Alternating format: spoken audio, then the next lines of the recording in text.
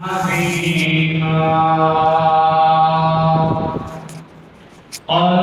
تبارك وتعالى إلا تناصروه فقد نصره الله إذ أخرجه الذين كفروا ثاني اثنين إذ هما في الغار إذ يقول لصاحبه لا تحزن إن الله معنا.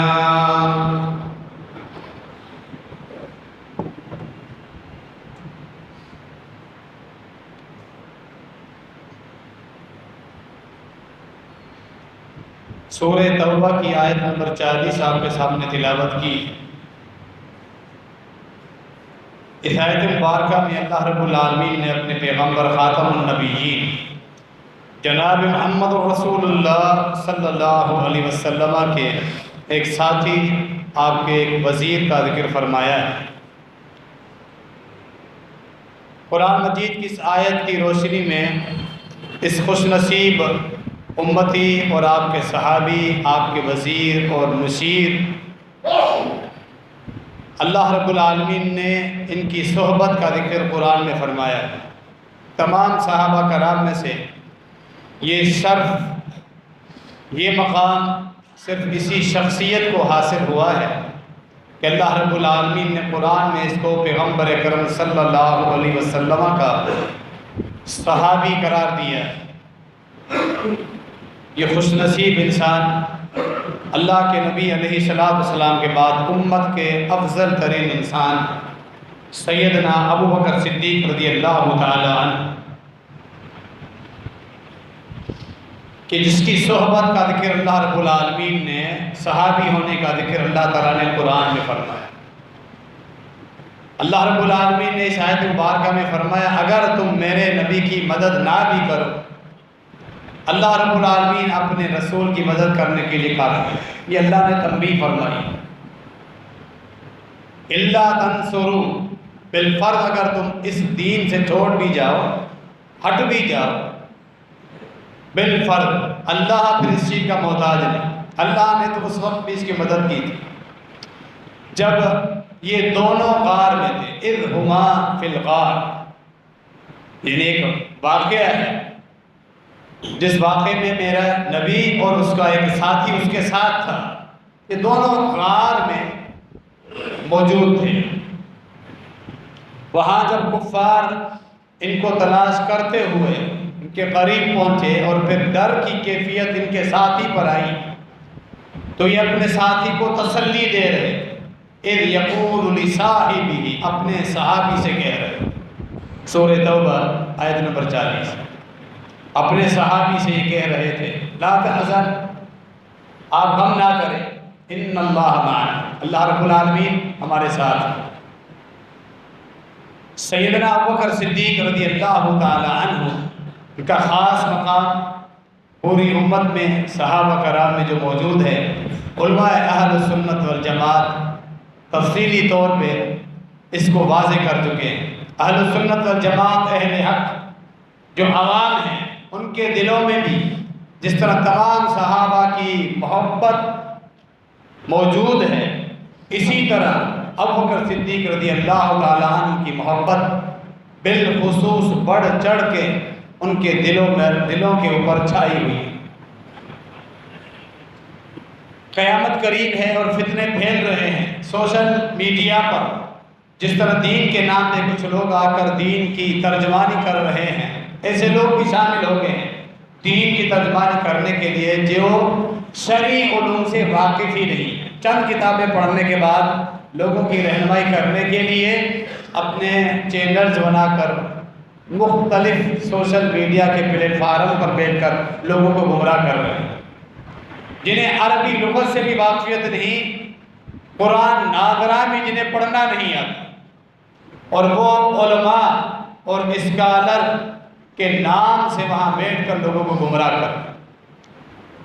یہ فتنے اس قدر پھیل رہے ہیں. کچھ لوگ جو واضح طور پر صحابہ کی امانت، ان کے مقام، ان کے ایمان، ان کی قربانی کو تسلیم نہیں کرتے، وہ اعلانیہ دشمنان صحابہ ہیں. لیکن درمیان میں بیٹھنے والے یہ لوگ ایسا پروپیگنڈا پھیلا رہے ہیں، اس قدر یہ زہریلا ماحول پیدا کر رہے ہیں کہ اہل سنت والجماعت کے عوام کے دلوں میں بھی اب شکوک اور شبہات پھیلنا شروع ہو چکے ہیں۔ قیامت قریب ہے، فتنے زوروں پر، لازم ہے کہ ہمارے ان منبروں پر صحابہ کرام کی شان کو بار بار بیان کیا۔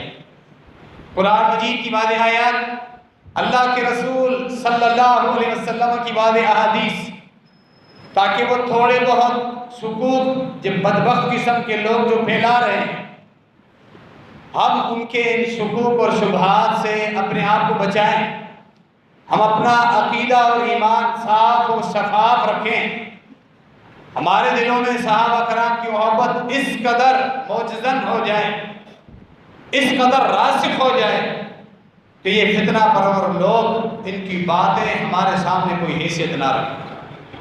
یہ ہونا چاہیے۔ آج کے اس خطبے میں سیدنا ابوبکر صدیق رضی اللہ تعالیٰ عنہ کے متعلق کی پوری سیرت بیان ہم نہیں کر سکتے۔ ان کی پوری سیرت کے بے شمار خوبصورت پہلو ہیں، بہت بڑا وقت چاہیے۔ آج کے اس خطبے میں ہم سیدنا ابوبکر صدیق رضی اللہ تعالیٰ عنہ کا تعلق اللہ کے رسول صلی اللہ علیہ وسلم کے ساتھ ایک خصوصی تعلق، جس تعلق پر باقی صحابہ نہیں پہنچ سکے، اس کے متعلق آپ کچھ نصوص اور احادیث اور واقعات سنیں گے۔ وہ خلیفہ بلا فصل اللہ کے نبی علیہ السلام نے واضح طور پہ اپنے بعد ابوبکر صدیق رضی اللہ تعالیٰ عنہ کی خلافت کے اشارے دیے۔ یہ حکمت تھی اللہ رب العالمین کی، جو اللہ ہی جانتا ہے کہ نبی علیہ السلام نے یہ صریح الفاظ نہیں فرمائے کہ میرے بعد تمہاری میری جو خلافت میرا جو نائب آئے گا وہ ابوبکر صدیق رضی اللہ عنہ، یہ لفظ نہیں فرمائے، لیکن جو صراحتاً اشارے ہیں، الفاظ ہیں، بعض اہل علم تو کہتے ہیں یہ اشارے بھی نہیں، الفاظ ہیں، وہ واضح طور پر بتاتے ہیں نبی علیہ السلام نے یہ معاملہ کلیئر کر دیا تھا کہ میرے بعد خلافت کے اقدار میرے مشیر خاص، وزیر خاص ابوبکر صدیق رضی اللہ تعالیٰ عنہ۔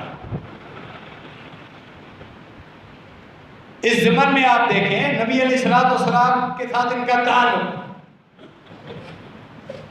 باقی صحابہ کرام کے مقابلے میں نبی علیہ السلام کی وفات تک، اور پھر نبی علیہ السلام نے کس قدر عزت افزائی اور تکریم کی ابوبکر صدیق رضی اللہ تعالیٰ عنہ۔ کئی مرتبہ فرمایا سب سے زیادہ محبت اگر مجھے ہے مردوں میں تھے عائشہ رضی اللہ تعالیٰ عنہ کے بعد فرمایا ابوبکر صدیق رضی اللہ تعالیٰ۔ سیدنا عبداللہ بن عمر بن عاص رضی اللہ تعالیٰ عنہ کی حدیث موجود ہے، عمر بن عاص رضی اللہ عنہ، صحیح بخاری۔ نبی علیہ السلام نے ایک جہاد اور سریے کے موقع پر روانہ کیا، انہیں امیر مقرر کیا سریے کا، اور ماتحت ابوبکر بھی تھے، عمر بھی تھے۔ یہ آپ صلی اللہ علیہ وسلم کی حکمت تھی، سیاسی جنگی حکمتیں تھیں کہ بارہا مفضول صحابہ کرام کو افضل صحابہ کرام کے اوپر امیر بنا کے سریے پر روانہ کر دیں۔ بڑی جنگی حکمتیں اس نے۔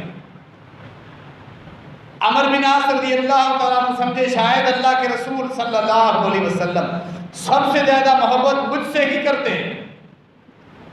تصدیق کے لیے نبی علیہ السلام کے بعد روانہ ہونے سے پہلے پوچھنے آئے، من احب الناس الیک یا رسول اللہ، آپ سب سے زیادہ محبت کس سے کرتے ہیں؟ فرمایا عائشہ، سب سے زیادہ محبت انسانوں میں سے مجھے ہے وہ میری بیوی عائشہ رضی اللہ تعالیٰ عنہ۔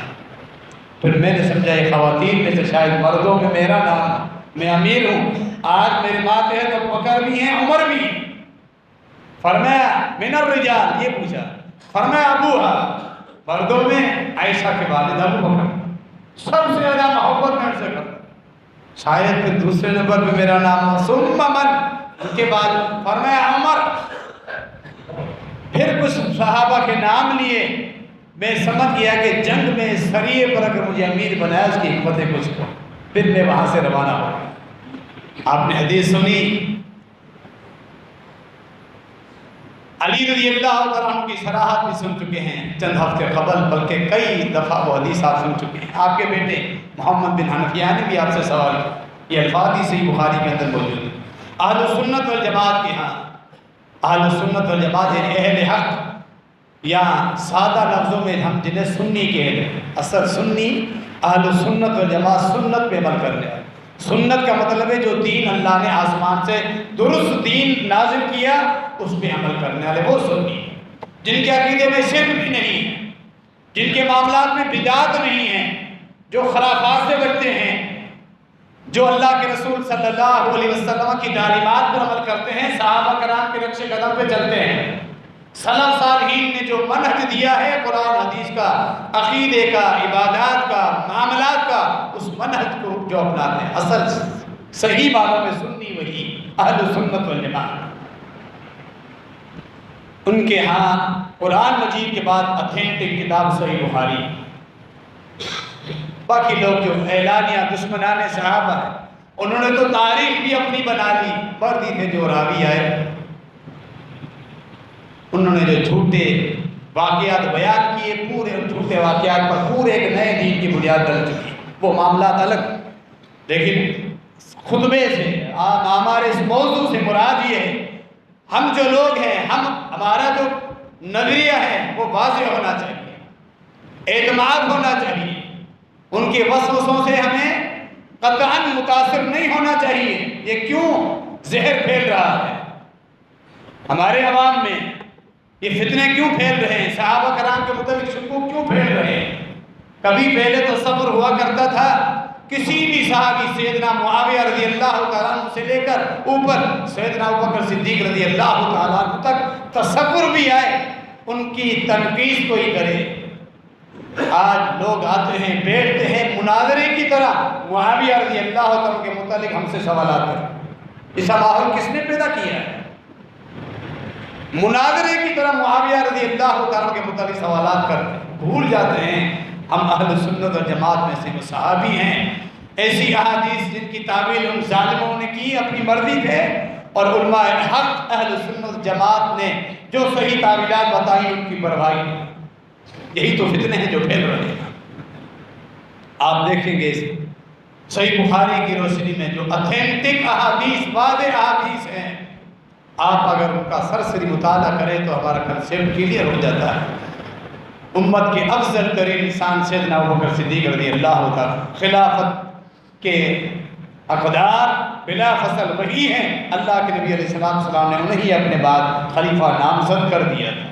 محمد بن حنفیہ نے سوال کیا، امیر المومنین خلیفہ رابع اپنے والد محترم جناب سیدنا علی بن ابی طالب رضی اللہ تعالیٰ، ای الناس خیر بعد رسول اللہ، ابا جان اللہ کے رسول صلی اللہ علیہ وسلم کے بعد سب سے افضل ترین انسان اس امت میں سے کون ہے؟ فرمایا ابو بکر۔ بیٹے نے پوچھا ابو بکر کے بعد، فرمایا عمر۔ علی رضی اللہ عنہ کی صلاح صحیح بخاری میں ہی ٹھہری۔ یہ جو ماحول پیدا کرنے کی کوشش کی گئی، قاتلین جو عثمان ہیں، قاتلین عثمان، امیر المومنین سیدنا عثمان غنی رضی اللہ تعالیٰ عنہ کی شہادت کا سبب بننے والے جنہوں نے فتنہ پھیلایا، انہی ظالموں نے پھر اس امت کو تقسیم کرنے کے لیے جو نظریہ ڈالا، ابتدا میں جو بیج ڈالا وہ کیا تھا؟ یہی کہ اللہ کے نبی علیہ السلام نے اہل البیت کے لیے، علی رضی اللہ تعالیٰ عنہ کے لیے خصوصی وصیتیں کی، صحابہ کو علیحدہ رکھا اور اہل البیت کو علیحدہ کرنے کی کوشش کی گئی، اور ان کے اسی بیج کی بنیاد پر جو پودا اگا اور پھر وہ مضبوط ایک تناور بدبودار درخت بن گیا، جس نے پورا ایک نیا مذہب بنایا صحابہ کی دشمنی پر اور خود ساختہ اہل بیت کی محبت کے نام پر، وہ بیج اسی وقت پھیلا ہوا تھا تابعین کے دور سے۔ کیا ماحول کیا پھیلایا گیا، نظریہ کیا پھیلایا گیا؟ خصوصی وصیتیں تھیں۔ آپ ان کے پروپیگنڈا کو چھوڑیں، صحیح بخاری میں اللہ رب العالمین نے اہل سنت والجماعت کے ہاں قرآن مجید کے بعد جس کتاب کو اتنا عظمت والا مقام اور درجہ دیا ہے۔ اہل سنت والجماعت کے تمام علماء، یا جو سنی فرقوں کے مسالک اہل الحدیث ہوں، دیوبند ہوں یا بریلوی، تمام علماء کا اتفاق ہے صحیح بخاری صحیح مسلم میں کوئی ایک حدیث بھی ضعیف نہیں، عوام کے علم میں نہیں، علماء کا اتفاق موجود ہے، تحریراً موجود ہے۔ سیدنا علی رضی اللہ تعالیٰ عنہ سے سوال صحیح بخاری، آپ اس وقت امیر المومنین ہیں، خلیفہ رابع، امیر المومنین، آپ کے پاس خصوصی احکامات ہیں اللہ کے نبی علیہ السلام کی طرف سے، خصوصی وصیتیں جو بات مشہور ہو چکی ہیں، ہم اس کی تصدیق کرنے آئے آپ کے پاس، اس لیے ملاقات کرنے آئے، وہ احکامات ہمیں بتائیے، وہ وصیتیں ہمیں بتائیے، دکھلائیے۔ امیر المومنین جناب علی المرتضی رضی اللہ تعالیٰ عنہ نے سیدھی بات کی، ما عندنا من شیء، میرے لیے کوئی خصوصی علیحدہ وصیت نہیں ہوئی، کوئی خصوصی حکم نہیں ہے میرے لیے، میرے پاس جو دین موجود ہے اللہ کا قرآن ہے صحیفے کی صورت میں، کچھ احکامات جو دیت کے متعلق ہے، کچھ احادیث ہے کہ اگر کوئی مسلمان کسی کافر کو قتل کر دے، معاہدہ ہے تو اس کی چٹی تو بھرے گا، لیکن مسلمان کو کافر کے بدلے میں قتل نہیں کیا جائے گا، اور قیدیوں کو چھڑانے کے فضائل، کچھ احادیث کی مثالیں دی، میرے پاس لکھی ہوئی وہ احادیث ہیں، اس کے علاوہ میرے پاس کوئی خصوصی وصیت نہیں۔ صحیح بخاری، سیدنا علی رضی اللہ تعالیٰ عنہ کی اپنی صراحت۔ سیدنا ابوبکر صدیق رضی اللہ تعالیٰ عنہ کا تھا، بے شمار واقعات، ہم چند واقعات بیان کر سکتے ہیں آج کے اس خطبے میں۔ ہجرت کے موقع پر دیکھیں، ابتدا کریں، یہ جو آیت ہے وہ ہجرت، سفر ہجرت کے متعلق، صحیح بخاری میں تفصیلی واقعہ یہ موجود ہے۔ اللہ نے جو فہم و فراست، دین، تقوی، پرہیزگاری ابوبکر صدیق رضی اللہ تعالیٰ عنہ کو یہ فضائل دیے تھے، ان کا بھی ذکر۔ ابوبکر صدیق رضی اللہ تعالیٰ عنہ ابھی مکے میں تھے، باقی نبی علیہ السلام کے صحابہ کچھ حبشہ کی طرف ہجرت کر چکے تھے اور کچھ مدینہ منورہ کی طرف ہجرت کر چکے تھے۔ ابھی اللہ کے نبی علیہ السلام نے ہجرت نہیں کی تھی، کیونکہ آپ اللہ کے رسول ہیں، جب تک اللہ کی طرف سے اجازت نہیں آتی آپ ہجرت نہیں کر سکتے۔ ابوبکر صدیق رضی اللہ تعالیٰ عنہ جب عبادتیں کرتے تھے گھر میں، مکے کے مشرکین نے بڑی اذیتیں دی، بالآخر تنگ آ کر سفر شروع کر دیا، نکل گئے ہجرت کر کے، جہاں مجھے زمین اچھی لگی وہاں خانہ بدوش بن کر اللہ کی عبادت کرتا رہا۔ راستے میں مکے کا ایک رئیس ملا ابن دغینہ کے نام سے، ابوبکر گھر والوں سمیت کہیں جا رہے ہیں، کہاں؟ بتایا ابوبکر نے کہ مکے کے لوگ مجھے عبادتیں نہیں کرنے دے رہے، میں ہجرت کر کے جا رہا ہوں۔ ابن دغینہ نے کہا ابوبکر آپ جیسے لوگوں کو مکہ نہیں چھوڑنا چاہیے، نہ ہی آپ جیسے لوگوں کو نکالا جاتا ہے۔ صحیح بخاری گواہ ہے جس پر اہل سنت والجماعت کا اتفاق ہے۔ ابن دغینہ کے یہاں وہ الفاظ نکلے ہیں، عجیب اتفاق ہے، حسن اتفاق ہے، کیا خوبصورتی ہے۔ آپ کو معلوم ہے جب پہلی مرتبہ وحی نازل ہوئی، نبی علیہ السلام کو ابھی معاملہ جب سمجھ میں نہیں آیا، گھر والی ام المومنین خدیجہ رضی اللہ عنہا کے پاس آتے ہیں اور یہ کہتے ہیں کہ مجھے تو ڈر لگ رہا ہے اپنے آپ پر، کہیں میں ہلاک نہ ہو جاؤں، یہ کیا معاملہ میں نے دیکھا ہے۔ خدیجہ رضی اللہ عنہا تسلی دیتی ہے، اللہ رب العالمین آپ کو اس طرح نہیں چھوڑے گا میرے سرتاج، انک لتصل الرحم وتکسب المعدوم وتحمل الکلب وتقری الضعیف وتعین علی نواہب الحق، یہ چار پانچ جملے خصوصیات اللہ کے نبی علیہ السلام کی ذکر کرتی ہے خدیجہ رضی اللہ عنہ۔ آپ رشتوں کو جوڑتے ہیں، آپ راستے میں جو لوگ پریشان ہوتے ہیں، کوئی بوجھ اٹھانے کے لیے پریشان ہے، کوئی کسی مسئلے کے لیے، آپ ان کی مدد کرتے ہیں۔ جو مظلوم ہوتے ہیں حق کے معاملے میں آپ اہل حق کی مظلوموں کی مدد کرتے ہیں، آپ بڑے مہمان نواز ہیں، اتنی آپ کی خوبیاں ہیں۔ تقسیم المعدوم، اپنی محنت مزدوری کر کے بھی پڑوس میں کوئی حاجت مند ہوتا ہے آپ ان کی ضرورتیں پوری کرتے ہیں، اللہ آپ کو اسے کیسے لایا کرے۔ صحیح بخاری کی دونوں حدیثیں سامنے رکھے، جو جو الفاظ خدیجہ رضی اللہ عنہا کے لیے اللہ کے پیغمبر صلی اللہ علیہ وسلم کے لیے ہیں، ابن دغنہ نے یہاں یہی الفاظ ابوبکر صدیق رضی اللہ عنہ کے لیے فرمائے۔ آپ جیسے لوگوں کو نہیں نکالا جاتا۔ انک لتصل الرحم وتحمل الکلب وتعین علی نوائب الحق وتقری الضیف وتکسب المعدوم۔ ابوبکر آپ تو رشتے جوڑتے ہیں، آپ بڑے مہمان نواز ہیں، چلتے ہوئے لوگ جو تھک جاتے ہیں راستے پر بوجھ کی وجہ سے آپ ان کا بوجھ اٹھاتے ہیں، حاجت مندوں کی حاجتیں پوری کرتے ہیں۔ آپ جیسے لوگوں کو نہیں نکلنا چاہیے۔ یہ ابوبکر صدیق رضی اللہ تعالیٰ عنہ کا تقوی، ان کا عمل۔ ابن دغنہ کافر تھا، اس نے تصدیق، واپس آئے مکے میں ان کو واپس لے کر اپنے جوار پر، اپنے بھروسے پر کہ میں آپ کو آپ کے لیے پناہ کا اعلان کرتا ہوں، کوئی مکے کا آدمی آپ کو تکلیف نہیں دے گا۔ اب ابوبکر صدیق واپس آ گئے۔ دیکھیں اس واقعے کی چند جملے، تفصیلی واقعہ ہے۔ نبی علیہ السلام کو پتہ چلا ابوبکر ہجرت کے لیے پھر تیار ہے، اب مدینہ کی طرف ارادہ ہے۔ نبی علیہ السلام ابوبکر صدیق کے پاس آتے ہیں، پوچھتے ہیں کیا ارادہ ہے؟ اللہ کے رسول ہجرت کا ارادہ ہے، یہ لوگ اب مجھے عبادت کرنے نہیں دے رہے۔ فرمایا اقم، ابوبکر ٹھہر جاؤ، اشارہ تھا کہ ٹھہر جاؤ، آپ نے نہیں جانا۔ فوراً ابوبکر صدیق رضی اللہ تعالیٰ عنہ نے پوچھا اللہ کے رسول کہ آپ کو امید ہے آپ کو بھی اجازت ملے گی، آپ بھی ہجرت کر کے مدینہ چلیں؟ فرمایا مجھے امید ہے۔ ابوبکر صدیق رضی اللہ تعالیٰ ٹھہر گئے۔ نبی علیہ السلام نے حکم دے کر جس نے ٹھہرایا، باقی صحابہ کو روانہ کر دیا، نکل چکے تھے، جا چکے تھے۔ ابوبکر صدیق رضی اللہ تعالیٰ نے کو جانے نہیں دیا، ہم ساتھ چلے۔ جس دن اجازت ملی اسی واقعے پر آگے بڑھے۔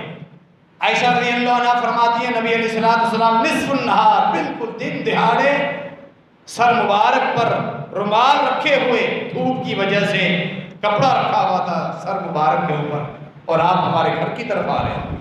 فرماتی ہیں روزانہ تقریباً صبح اور شام اللہ کے رسول صلی اللہ علیہ وسلم ابوبکر صدیق سے ملاقات کرنے آتے تھے۔ یہ ابوبکر صدیق کے ساتھ تعلق تھا، روزانہ صبح شام آتے ہیں۔ آج دن کے وقت آ رہے ہیں، ابوبکر صدیق کو بتایا گیا، دیکھا، کہنے لگے آج کوئی ضرور معاملہ ہوگا، کوئی نئی خبر ہوگی۔ آتے ہیں اور بتاتے ہیں اللہ رب العالمین نے مجھے اجازت دے۔ ابوبکر صدیق رضی اللہ تعالیٰ فرمایا صحبہ، اللہ کے نبی مجھے ہجرت کے سفر میں ساتھ میں چلوں گا۔ فرمایا کہ صحبہ، بالکل ہم ساتھ چلیں گے۔ صدیق رضی اللہ عنہ نے فرمایا میں نے 2 اونٹنیاں تیار کی ہوئی، دیکھا اپنے لیے آپ کے لیے، وہ آپ رکھیں۔ فرمایا میں نے اخذتها بالثمن، لیکن میں اس کی قیمت ادا کروں گا، ابوبکر ویسے نہیں ہوگا۔ پھر ہجرت کا جو سفر ہے وہ ہم سب جانتے ہیں۔ اللہ رب العالمین نے جس پاکیزہ مقدس سفر کا ذکر قرآن نے کیا، قرآن نے فرمایا، اور آپ اس کی آیت سنی، سورہ توبہ آیت نمبر 40 جو میں نے خطبے کی تمہید میں پڑھی، وہ اسی سفر کا اشارہ ہے۔ کیا تعلق تھا ابوبکر صدیق کا اللہ کے نبی علیہ السلام کے ساتھ؟ جب بھی مدینے میں ہوتے ہجرت کے بعد ابوبکر صدیق رضی اللہ تعالیٰ عنہ اکثر ساتھ رہتے تھے، اکثر ساتھ رہتے، اور جب پتہ چلتا آپ مسجد میں بھی نہیں ہیں، گھر میں بھی نہیں ہیں، گھر والیوں میں سے کسی گھر والی کے پاس نہیں ہے، فوراً صحابہ کرام اپنے اپنے تعلق کے حساب سے آپ کو تلاش کر کے آپ کے ساتھ آ کر ملتے تھے۔ یہ حدیث بھی موجود ہے۔ ابو موسیٰ اشعری رضی اللہ تعالیٰ عنہ، صحیح بخاری کے اندر وہ حدیث موجود ہے، کہتے ہیں ایک دفعہ نبی علیہ السلام تنہا نکل، کبھی کبھار نبی علیہ السلام اکیلے باہر میدانوں کی طرف نکل جاتے تھے، پہاڑوں کی طرف، کبھی کبھار باغات کی طرف نکل جاتے تھے۔ ایک باغ کی طرف گئے، میں بھی آپ کے پیچھے پیچھے ایک باغ میں جا کر بیٹھ گئے کنویں کے اوپر، صحیح بخاری کی معروف اور مشہور حدیث ہے۔ میں نے کہا صحابہ آپ کو تلاش کرتے ہوئے آپ کے ساتھی آ جائیں گے، میں آج آپ کی خدمت کروں گا، میں آج آپ کا چوکیدار اور دربان بن کے کھڑا ہو جاتا ہوں دروازے کے۔ میں بیٹھ گیا دروازے، کہ آپ کی اجازت کے بغیر آپ تنہائی چاہتے ہیں، سوچ و بچار میں اللہ کے ساتھ کوئی مناجات ہے وغیرہ، جس کی وجہ سے آج آپ کو تنہائی بدلوں، باغ میں کنویں کے اوپر آ کر بیٹھ۔ جو صحابہ کا تعلق تھا اسی طرح پہلے صحابہ پہنچتے گئے۔ سب سے پہلے ابو بکر آ گئے۔ کہا ابو بکر نے میں اللہ کے رسول صلی اللہ علیہ وسلم سے ملنا چاہتا ہوں۔ میں نے کہا آج میں خادم، آج میں دربان، نبی علیہ السلام سے اجازت دوں گا پھر آپ کے پاس۔ ابو بکر آئے ہیں، اللہ کے رسول صلی اللہ علیہ وسلم آپ کے پاس آنا، فرمایا اذن لہ وبشرہ بالجنہ، اجازت دے اور ابو بکر کو جنت کی خوشخبری سنائی۔ دروازے پر آئے، اجازت دی، جنت کی خوشخبری سنائی۔ آ کر اللہ کے نبی علیہ السلام کے پہلو میں بیٹھے۔ جس انداز میں جو تعلق تھا، جو تعلق زیادہ جتنا تھا، اسی حساب سے وہ صحابہ پہلے آ گئے۔ اس کے بعد عمر آتا۔ اسی طرح میں نے کہا اجازت دوں گا، نبی علیہ السلام نے فرمایا عمر کو اجازت دو اور جنت کی خوشخبری سناؤ۔ کنویں کی دیوار پر دوسری طرف جگہ تھی، عمر آ کر نبی علیہ السلام کے دوسرے پہلو میں بیٹھے۔ پھر عثمان آتے ہیں، پھر آتے ہیں عثمان، اسی طرح فرمایا اجازت دے دو، جنت کی خوشخبری سناؤ، لیکن جنت کی خوشخبری سے پہلے بتاؤ دنیا میں بہت بڑی آزمائش سے گزریں گے، پھر اللہ نے ان کے لیے جنت رکھی۔ عثمان غنی کو خوشخبری سنائی، آزمائش کا بھی بتایا، فرمایا واللہ المستعان، اللہ مددگار۔ یہ الفاظ زبان سے نکلے اور آ کر کنویں کی چھوٹی دیوار میں دین علی عمران اللہ کے رسول آپ کے دونوں یہ وزیر بیٹھے ہوئے تھے، سامنے آ کر عثمان غنی رضی اللہ عنہ، حسن بصری، یہ الفاظ صحیح بخاری میں موجود ہے، وہ فرماتے ہیں اس حدیث کو دیکھ کے ہم کہتے ہیں اللہ رب العالمین نے یہ جگہ رکھی تھی بالکل اسی انداز میں جس طرح ان کی قبریں اللہ رب العالمین نے رکھی۔ دونوں آپ کے یہ وزیر اور مشیر آپ کے پہلو میں بیٹھے، آپ کے پہلو میں ہی دفن ہوئے، اور آپ کے سامنے آ کر بیٹھے عثمان، سامنے بقیع کے قبرستان میں عثمان غنی رضی اللہ عنہ کی تدفین۔ یہ تعلق تھا صحابہ کرام۔ آج کی اس خطبے میں آپ تمام احادیث صحیح بخاری کی سن رہے ہیں۔ ہماری اولاد، ہمارے دوست و احباب، ان تک ان عظیم صحابہ بالکل خصوص ابو بکر صدیق رضی اللہ تعالیٰ عنہ کا مقام و مرتبہ اور تعلق جو صحیح اتھینٹک احادیث کی روشنی میں ہمارے سامنے موجود ہے، ان کا مطالعہ تو کریں، ہم پڑھیں تو صحیح اور اپنی اصلاح تو کریں، مطمئن ہو جائیں اور اپنا دل صاف کر لیں ان عظیم ہستیوں کے مطابق۔ عمر رضی اللہ تعالیٰ عنہ کی شہادت ہوئی، تدفین سے پہلے صحابہ کرام آ رہے ہیں، جسم ابھی رکھا ہوا ہے چارپائی پر، تدفین سے پہلے صحابہ کرام آ رہے ہیں، بخشش کی دعائیں، رحمت کی دعائیں کر رہے ہیں۔ علی المرتضیٰ رضی اللہ تعالیٰ عنہ آتے ہیں، عبداللہ بن عباس رضی اللہ عنہ کہتے ہیں جب اجازت دی عائشہ رضی اللہ عنہا نے حجرے میں نبی علیہ السلام کے ساتھ تدفین کی، تو علی رضی اللہ عنہ نے کہا عمر مجھے معلوم تھا آپ کی تدفین یہی ہونی تھی۔ کیوں؟ میں نے اکثر اللہ کے رسول صلی اللہ علیہ وسلم سے سنا ابو بکر اور عمر کے متعلق، اکثر یہی سنا ذہبت انا و ابو بکر و عمر، فلاں علاقے میں گیا میرے ساتھ ابو بکر اور عمر تھے، دخلت انا و ابو بکر و عمر، فلاں میں ساتھی کے گھر میں گیا میرے ساتھ ابو بکر اور عمر تھے، خرجت انا و ابو بکر و عمر، فلاں جگہ سے میں نکلا میرے ساتھ ابو بکر اور عمر تھے۔ فرمایا علی رضی اللہ تعالیٰ عنہ یہ کثرت کے ساتھ میں نے سنا، یقین تھا جس طرح زندگی میں آپ دونوں اللہ کے نبی علیہ السلام کے ساتھ ہیں، مرنے کے بعد بھی اللہ کے نبی علیہ السلام کے ساتھ اسی طرح یہ تعلق تھا۔ اللہ کے نبی علیہ السلام نے ابو بکر صدیق رضی اللہ تعالیٰ عنہ کے لیے کیا کچھ الفاظ فرمائے، وہ احادیث بھی پڑھیں، ان کا بھی مطالعہ کریں تاکہ ہم اپنی اصلاح کر لیں۔ اللہ رب العالمین تمام صحابہ کرام سے، عشرہ مبشرہ سے، اہل البیت سے، اصحاب بدر سے، صلح حدیبیہ والوں سے، فتح مکہ والوں سے، ان کے بعد اسلام قبول کرنے والے تمام صحابہ کرام کے متعلق ہمارے دلوں میں محبت اللہ رب العالمین بھر دے، ایسی محبت جس میں کوئی شک شبہ و شائبہ وسوسہ نہ ہو۔ اللہ رب العالمین ہمارے حالوں پر رحم فرمائے، آمین، وما علینا الا البلاغ۔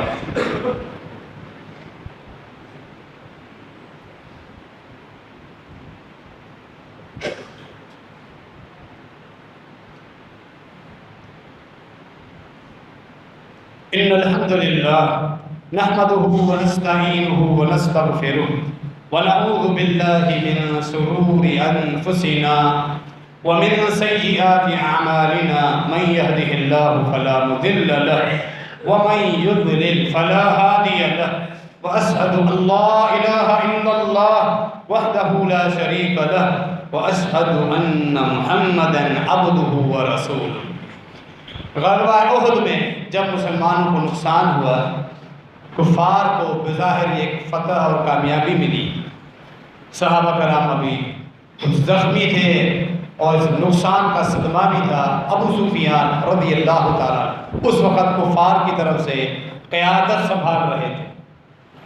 اسلام قبول کرنے سے پہلے غزوہ احد میں جب یہ واپس جا رہا تھا مکے کی طرف، بڑا خوش و خرم تھا کہ آج ہم نے مسلمانوں کو مات دے دی، بدر کا بدلہ لے لیا۔ جانے سے پہلے آتا ہے جہاں پہاڑ کے اوپر اللہ کے نبی علیہ السلام آپ کے صحابہ نقصان کے بعد جمع تھے۔ کفار بھی جانتے تھے مکے کے مشرکین کہ اللہ کے نبی علیہ السلام کے بعد مسلمانوں میں مقام اور درجہ کس شخصیت کا ہے۔ صحیح بخاری کی حدیث، غزوہ احد پوچھ ابو سفیان نے کہا فی القوم محمد صلی اللہ علیہ وسلم، کیا محمد ہیں صلی اللہ علیہ وسلم؟ نبی علیہ السلام نے فرمایا خاموش ہو جائے، اس کو جواب نہیں، خاموش۔ پھر پوچھا فی القوم ابن ابی قحافہ، ابن ابی قحافہ ہیں یعنی ابو بکر صدیق ہیں؟ محمد کے بعد جو شخصیت جس کے بارے میں پوچھا مکے کے مشرکین بھی جانتے، وہ بکر رضی اللہ عنہ، فرمایا خاموش رہو۔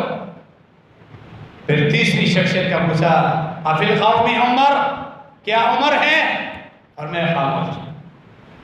لمبی حدیث ہے، کتب حدیث پڑھ کر تم حدیث تفسیری پڑھ سکتے ہو۔ یہاں ہمارے اس موضوع کے ساتھ یہ تعلق، کفار بھی جانتے تھے اللہ کے نبی علیہ السلام کے بعد مسلمانوں میں مقام و مرتبہ جس شخصیت کا ہے وہ بکر صدیق رضی اللہ عنہ، ان کے بعد عمر رضی اللہ تعالیٰ عنہ۔ نبی علیہ السلام صحیح بخاری کی حدیث، مسجد قباء کے علاقوں میں جو مدینہ کے قرب و جوار میں جو انصار صحابہ کرام کے قبائل تھے، بنی عوف میں ان کا آپس میں جھگڑا ہو گیا۔ آپ صلی اللہ علیہ وسلم صلح کروانے جاتے ہیں ظہر کے بعد، خدشہ تھا کہیں اثر میں تاخیر نہ ہو جائے۔ بلال رضی اللہ تعالیٰ عنہ سے فرمایا اگر میں تاخیر ہو جائے مر ابا بکر یصلی بالناس، ابو بکر لوگوں کو نماز پڑھائے۔ وقت ہو گیا، بلال آتے ہیں، ابو بکر آپ نماز پڑھائیں، اللہ کے نبی علیہ السلام آپ کے بارے میں کہہ کر گئے۔ نبی علیہ السلام کی زندگی میں آپ صلی اللہ علیہ وسلم کے حکم پر آپ کے مصلی پر کھڑے ہونے والے امامت ابو بکر صدیق رضی اللہ تعالیٰ عنہ کو سونپی۔ جس عظیم انسان اور ہستی کو اللہ کے رسول صلی اللہ علیہ وسلم نے امام بنایا، آج جو اس کی امامت کا انکار کرے وہ اپنی قیامت خود کالی کر رہا ہے۔ دنیا میں تو کالے ہو چکے ہیں، اللہ آخرت دن کی کالی کرے۔ جو ایمان نہیں لاتے اسی عقیدے پر مر جاتے۔ فرمایا ابو بکر کو گئے، ابو بکر نے نماز شروع کرائی، اللہ کے نبی علیہ السلام جماعت جب کھڑی ہو چکی پھر آئے، صفوں کو چیرتے ہوئے اگلی صف میں آ کر کھڑے۔ ابو بکر صدیق رضی اللہ تعالیٰ عنہ بڑے انہماک خشوع خضوع کے ساتھ نماز پڑھتے تھے، پڑھاتے تھے، بڑی گہرائی کے ساتھ دنیا سے کٹ جاتے تھے۔ صحابہ کرام اشارے دینے لگے، ابھی جب تک تعلیم نہیں تھی لقمہ کیسے دیں، الٹے ہاتھ پہ اوپر ہاتھ مارنے لگے۔ بالآخر ابو بکر صدیق رضی اللہ تعالیٰ متوجہ ہوئے، معاملہ سمجھ گئے کہ نبی علیہ السلام میرے پیچھے پڑے، فوراً پیچھے ہٹنے لگے۔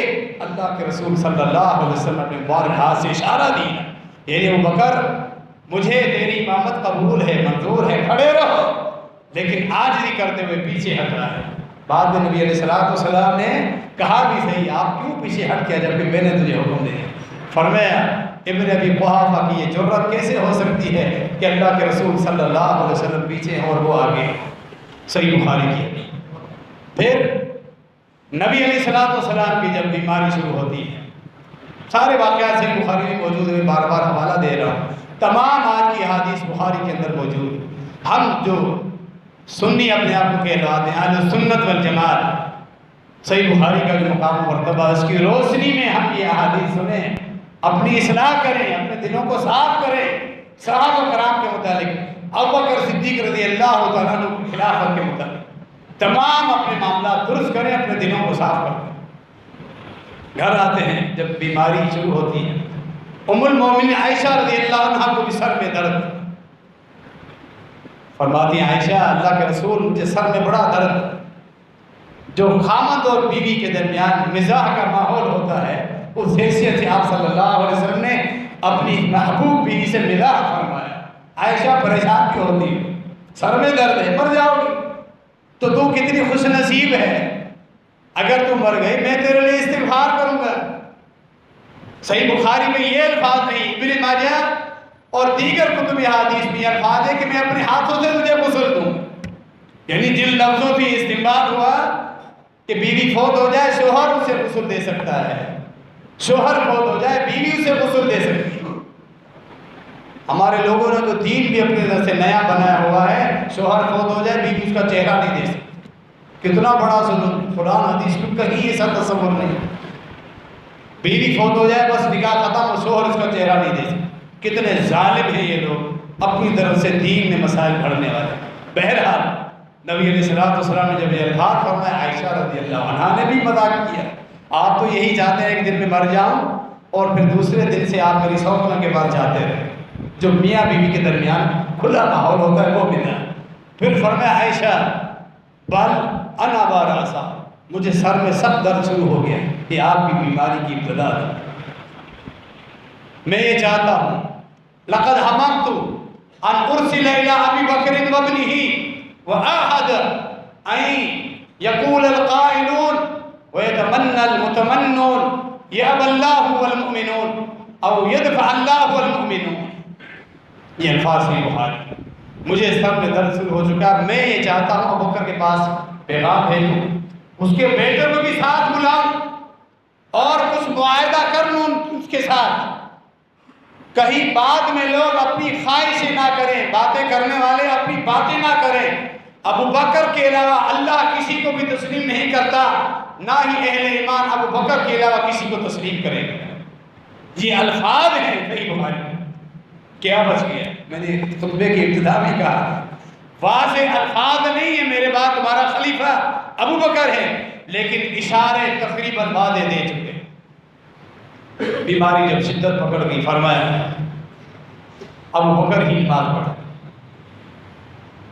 صحیح مسلم کے اندر حدیث موجود ہے، جس کی مزید صراحت ابو داؤد مسند احمد میں ہے۔ ابتدا جب بیماری کی ابتدا ہوئی، تکلیف کی، عبداللہ بن زمعہ وہاں موجود تھے خدمت کے دور میں بلال رضی اللہ عنہ کے ساتھ، کبھی بلال خدمت کے لیے تھے، اذان دیتے تھے، کبھی عبداللہ بن زمعہ۔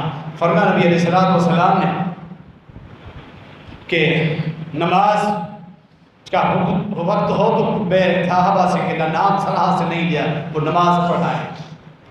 عبداللہ بن زمعہ آتے ہیں، دیکھتے ہیں ابو بکر موجود نہیں، نماز کا وقت ہوتا ہے، جہری مغربی عشاء کی نماز، عمر کو کہتے ہیں آپ نماز۔ عمر نے نماز پڑھائی بڑی بلند اور واضح آواز، جس طرح صحت مند تھے، قداور تھے، اسی طرح ان کی آواز بھی بڑی بلند نکلتی تھی۔ عمر بن خطاب رضی اللہ تعالیٰ، نبی علیہ السلام نے حجرے میں آواز سنی، ابو بکر کی آواز نہیں، عمر کی آواز، فوراً پوچھا این ابو بکر، ابو بکر کیوں نہیں ہے؟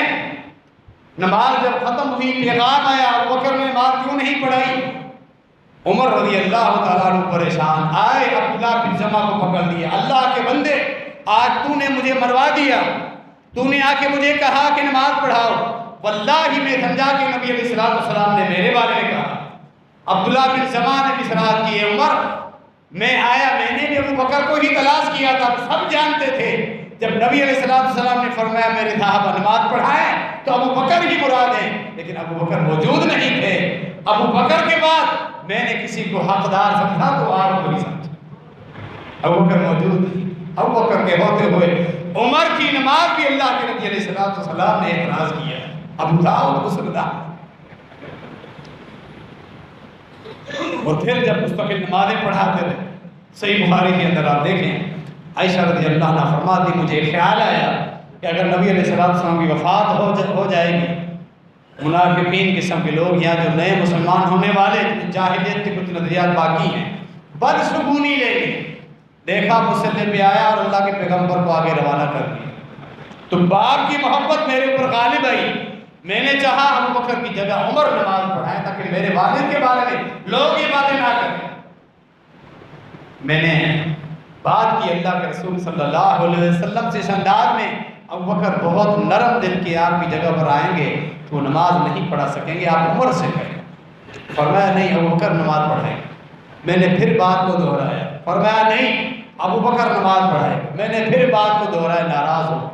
اللہ کے رسول صلی اللہ علیہ وسلم سخت الفاظ فرمایا انتن صواحبات یوسف، تم وہی عورتیں ہو نا جنہوں نے یوسف علیہ السلام کے سامنے معاملہ ایک تھا اور پھیلایا کچھ اور تھا۔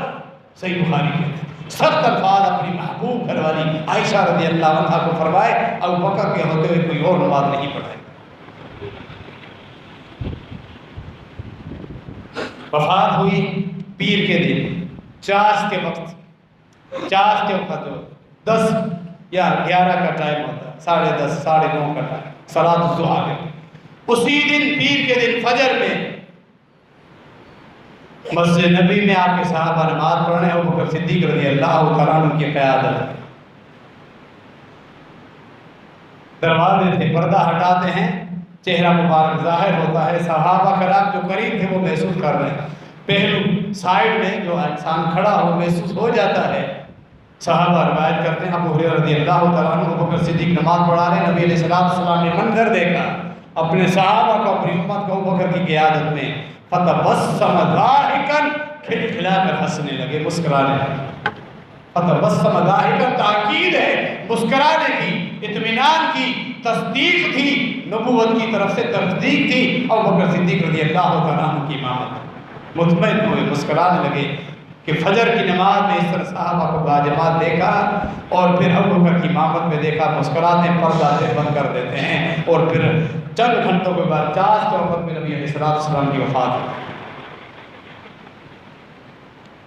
زندگی میں ایک دفعہ ایک ایسا بھی معاملہ ہوا، ایک خاتون، صحیح بخاری کی حدیث، نبی علیہ السلام سے سوال کرنے آتی، سوال ایسا تھا نبی علیہ السلام نے بتایا، لیکن فرمایا معاملہ آگے آئندہ سال ہو۔ خاتون نے کہا فَإِن لَمْ أَجِدْكَ يَا رسول اللہ كَأَنَّهَا كَانِ الْمَوْتِ، اللہ کے رسول صلی اللہ علیہ وسلم آئندہ سے میں آؤں، آپ اگر نہ ہو تو، یعنی اگر بالفرض آپ فوت ہو جائیں تو، یہ کوئی گستاخی نہیں تھی۔ اللہ رب العالمین نے نبی علیہ السلام کی موت کا، وفات کا ذکر کیا ہے قرآن میں، صحابہ کرام کا اجماع ہے، نبی علیہ السلام حقیقی طور پر فوت ہو چکے ہیں، دنیا میں موجود نہیں ہیں۔ اللہ کے بندو، یہ جو صوفی قبر پر جنہوں نے اپنے نظریات گھڑے ہوئے ہیں، واللہ یہ 1.5-2 صدی پہلے نظریات گھڑے گئے ہیں۔ قرآن میں، احادیث میں، صحابہ کرام میں نظریات کا تصور بھی نہیں تھا۔ نبی علیہ السلام کی وفات کا انسان نے انکار کر دیا اور یہ عقیدہ گھڑ لیا باقاعدہ زندہ اس دنیا میں موجود ہے۔ آپ صلی اللہ علیہ وسلم کو نور من نور اللہ کہا، عالم الغیب کہا، مختار کل کہا، یہ سارے نظریات صحابہ کرام کے ہاں تصور بھی نہیں تھا یہ نظریات۔ بہرحال یہ ایک الگ موضوع ہے۔ خاتون کہتی ہے اگر آپ فوت ہو جائیں، فرمایا فاتی ابا بکر، کوئی حرج نہیں تھا، میں بھی انبیاء کی طرح ایک اللہ کا نبی ہوں، جس طرح باقی تمام انبیاء فوت ہو چکے ہیں، میں بھی فوت ہو سکتا، میں موجود اگر نہ ہوں تو ابو بکر کے پاس آ جائے، فاتی ابا بکر، ابو بکر کے پاس آ جائے۔ کس قدر یہ شریح نہیں، بے شمار واقعات ابو بکر صدیق رضی اللہ عنہ کا تعلق صحابہ کرام کے ہاں بھی یہی تصور تھا کہ اللہ کے نبی علیہ السلام کی بات ہیں تو ابو بکر صدیق رضی اللہ تعالیٰ عنہ، اور خود اللہ کے رسول صلی اللہ علیہ وسلم نے بھی ابو بکر صدیق رضی اللہ تعالیٰ عنہ کے لیے صراحتاً الفاظ فرمائے۔ واقعات اور بھی ہیں بے شمار اسی موضوع کے متعلق، ہمارا وقت مکمل ہو رہا ہے، ہم خطبے کو یہی مکمل کرتے ہیں۔ یہ چند واقعات ہماری اصلاح کے لیے کافی ہیں۔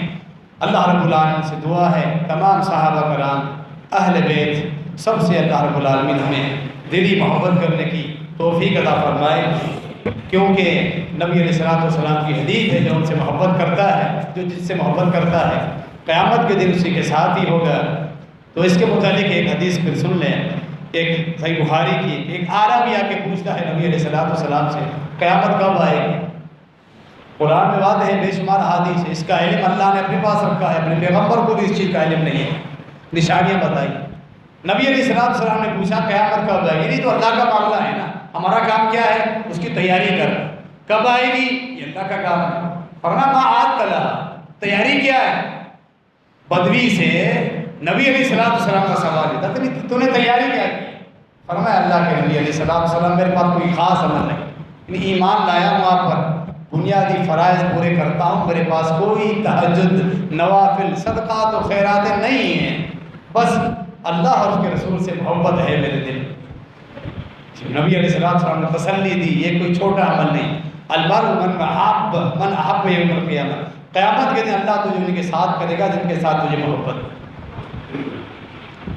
پھر یہاں انس بن مالک اس واقعے کے راوی کہتے ہیں ہم بہت خوش ہوئے کہ جو جس سے محبت کرتا ہے وہ قیامت کے دن اس کے ساتھ ہوگا۔ وَإِنَّا نُحِبُّ النَّبِيَّ صلی اللہ علیہ وسلم، فَأَنَا أُحِبُّ النَّبِيَّ صلی اللہ علیہ وسلم وَأَبَا بَكْرٍ وَعُمَرٍ، کہ ہم خوش ہوئے کہ میں بالخصوص میں نے صراحت میں اللہ کے نبی علیہ السلام نے محبت کرتا ہوں، ابو بکر سے محبت کرتا ہوں، عمر سے بھی محبت کرتا ہوں۔ یعنی خود صحابہ بھی چاہتے تھے قیامت کے دن ہم اللہ کے نبی علیہ السلام کے پڑوس میں ہو، ابو بکر کے پڑوس میں ہو، عمر کے پڑوس میں ہو۔ جانتے تھے ابو بکر اور عمر کا کیا مقام و مرتبہ، صحابہ کی خواہشیں ہوتی تھی اللہ جنت میں ہمیں ان کے ساتھ کر دے، ان کا مقام و مرتبہ اس ہے۔ تو پھر یہاں بھی دیکھیں انس بن مالک نے 10 سال خدمت کا شرف ملا نبی علیہ السلام کی وفات تک، پورے مدنی دور میں خادم رہے۔ یہ بھی جانتے ہیں ابو بکر صدیق نبی علیہ السلام کے بعد ابو بکر کا نام ہے، اور ابو بکر کے بعد پھر عمر کا نام۔ یہی ترتیب تمام صحابہ کرام نے رکھی، محدثین نے رکھی، فقہائے امت نے رکھی، علماء اہل سنت والجماعت کے تمام علماء کی طرف سے یہی ترتیب ہے۔ وسوسے پھیلانے والے، پروپیگنڈا کرنے والے جو درمیان میں سنی بن کر پٹکا پہن کر آ کے جاہل آ کر بیٹھے ہیں، اپنے چینل چلا رہے ہیں اور دشمنان صحابہ کی ترجمانی کر رہے ہیں، کیوں آپ ان کو سنتے ہیں؟ ان سے کیوں متاثر ہوتے ہیں؟ علماء اہل سنت اور جماعت کے متفقہ قائد کو پڑھیں، مطالعہ کریں، ان سے تعلق رکھیں، اللہ گمراہ ہونے سے بچائے گا۔ اللہ ہم سب کو ثابت قدم رکھے، تمام صحابہ سے سچے دل سے محبت کرنے کی توفیق عطا فرمائے۔ درس قرآن و حدیث آج بعد نماز مغرب محمدی مسجد اہل حدیث پیریڈ آباد، محترم فضیلت الشیخ حافظ شبیر احمد جمالی صاحب، محترم فضیلت الشیخ حافظ محمد راشد سلیم صاحب خطاب فرمائیں گے۔ آج